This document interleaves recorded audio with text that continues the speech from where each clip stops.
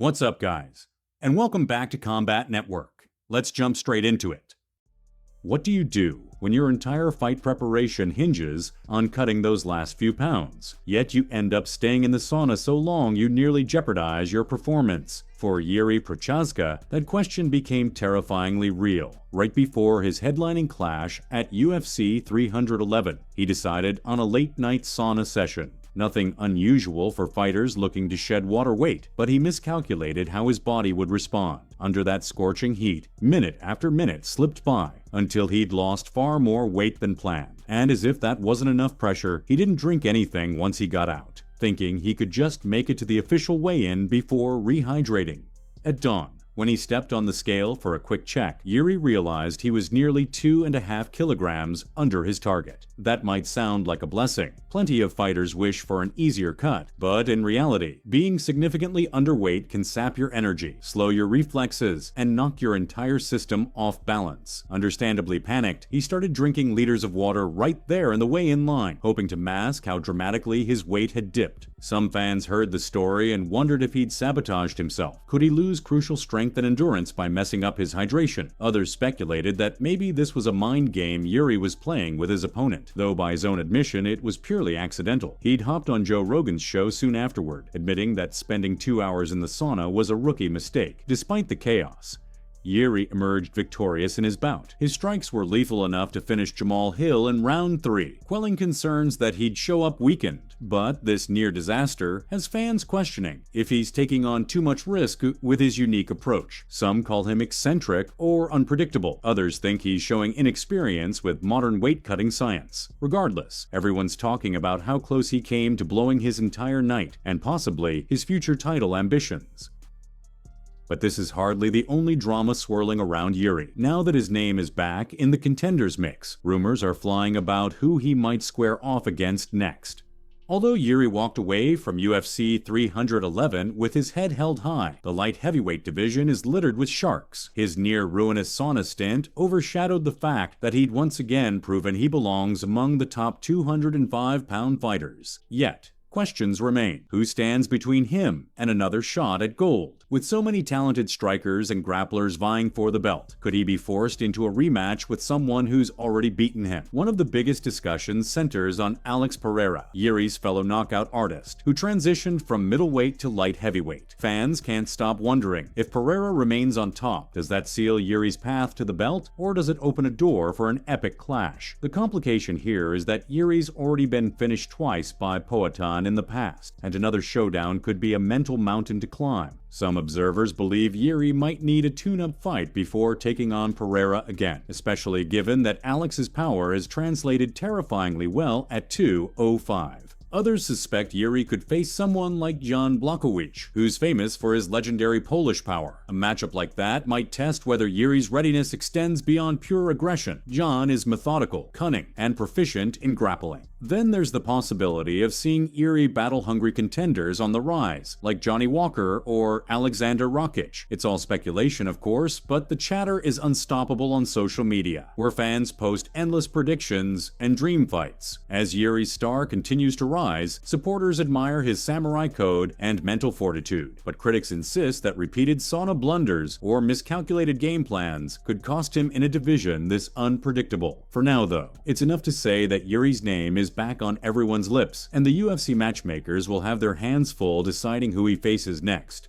While Yuri's future remains a thrilling puzzle, he's not the only fighter igniting conversation across the divisional lines. Former bitter rivals are making headlines in a way nobody expected. It feels like just yesterday, the entire combat sports world was captivated by the rivalry between Israel Adesanya and Alex Pereira. They clashed 4 times across kickboxing and MMA, with Pereira holding the winning record for a long stretch, until Izzy delivered his own thunderous knockout. Yet now, shockingly, they talk about linking up as training partners. Even though the notion remains up in the air, hearing Adesanya say, "I'd be open to training with Alex," sent fans into a frenzy. For many, this shift from deadliest of enemies to potential teammates is bizarre. After all, the two men engaged in psychological warfare before each meeting, especially in their recent UFC battles. Adesanya was so determined to erase his previous losses that when he finally knocked Pereira out, the entire arena felt like it was witnessing a redemption arc for the ages. But in the aftermath, both fighters shared newfound respect.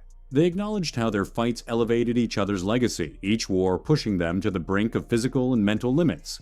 Of course, not everyone is convinced. Some see this friendly talk as a kind of sportsmanship that will never truly blossom into a real training session.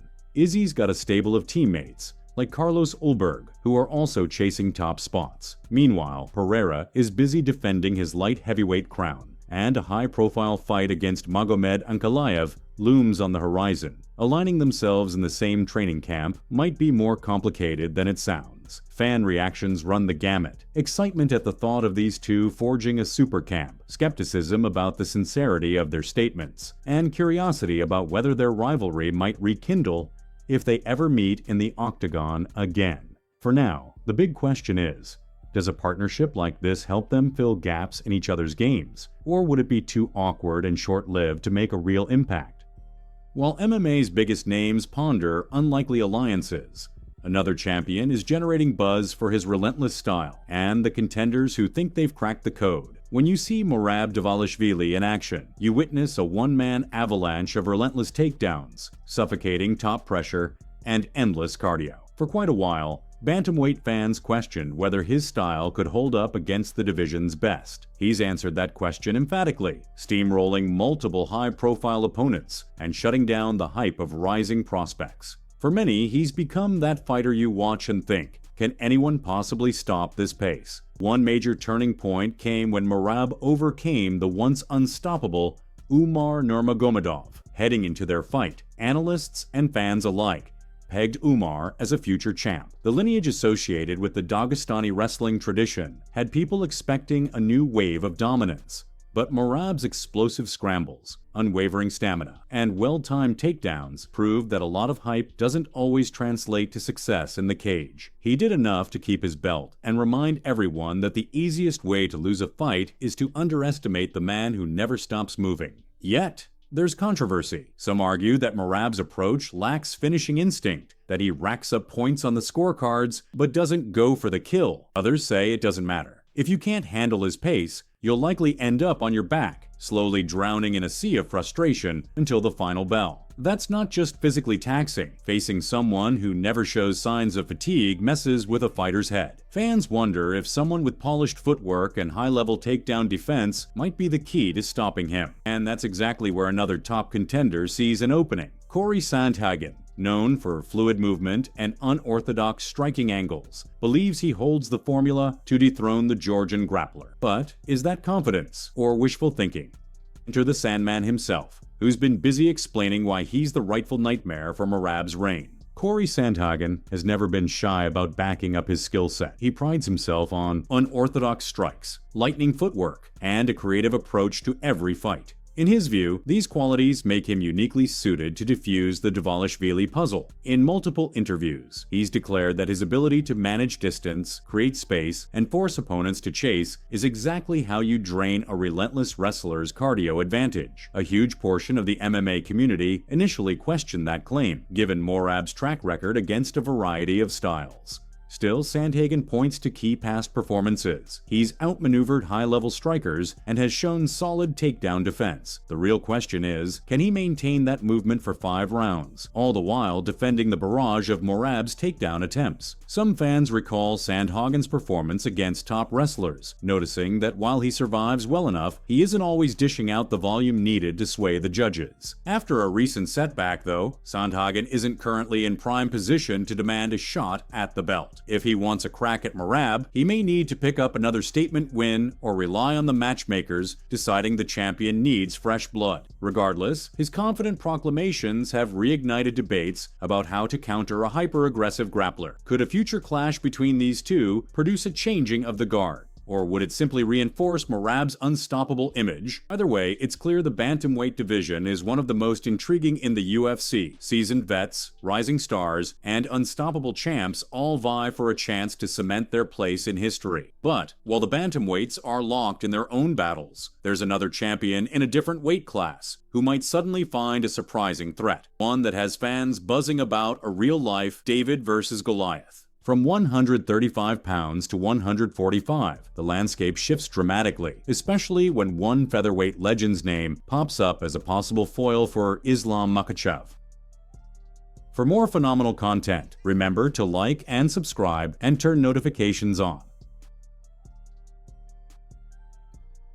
Most fans think of Max Holloway as a featherweight stalwart, the former champion who continues to break striking records and dazzle audiences with unstoppable volume. But hearing credible voices say Max might be the one man who can dethrone Islam. Makhachev at lightweight has caught people's attention. One argument is that Holloway's endless cardio, combined with a high-volume boxing style, could force Islam into deeper waters than he's used to. It's an interesting notion. Holloway's takedown defense has historically been strong, and he's rarely ever out of shape. So if the entire game plan is to pressure Makhachev and thwart his takedowns, maybe Max's multi-round output could work. Yet, critics push back. They point out that while Holloway is tall, he's not bulky, and physically dealing with Islam's top pressure might be a nightmare scenario. They also question whether Holloway has the submission defense to handle Makhachev's lethal chokes. Still, the idea persists in MMA circles. If Makhachev stands with Holloway too long, he might get rattled. Could that lead to a momentum shift in later rounds, where Max piles on punishing combinations? For now, it's all speculation because Holloway seems focused on re-establishing himself at 145. But just the mention of this matchup reminds fans how quickly divisions can shift and how certain style matchups capture everyone's imagination. The UFC is dealing with its own late-breaking challenge, as an injury forces an unexpected shuffle at UFC 312. Injuries are an unfortunate reality of MMA, and UFC 312 just got a taste of that when rising prospect Cody Hayden pulled out of his fight against Alexander Topuria's brother, Alexander Topuria. Fans were excited to see if the younger Topuria could deliver a performance as explosive as Ilya's. The disappointment was palpable. Then, in a blink, the UFC announced Colby Thickness would step in on short notice. The twist? Colby happens to be a training and sparring partner of Alexander Volkanovski. Anyone who follows Volkanovski knows how tight-knit his crew is, so there's immediate intrigue about how well Colby's prepared to face Topuria, with practically no lead time. Some hail Colby as a fearless competitor, while others wonder if stepping in so late is too big a gamble for a relatively unknown fighter trying to make a name in the UFC. What's more, fans are buzzing about the possibility of sibling synergy. Ilia Topuria has made waves in the featherweight division, and some believe his advice could guide his brother to a crucial victory. If all goes well, this might be the breakout moment that cements the Topuria family name in the UFC. But if Colby pulls off an upset, that storyline flips completely. The unpredictability of short-notice fights sometimes yields spectacular knockouts or upsets that live in highlight reels forever.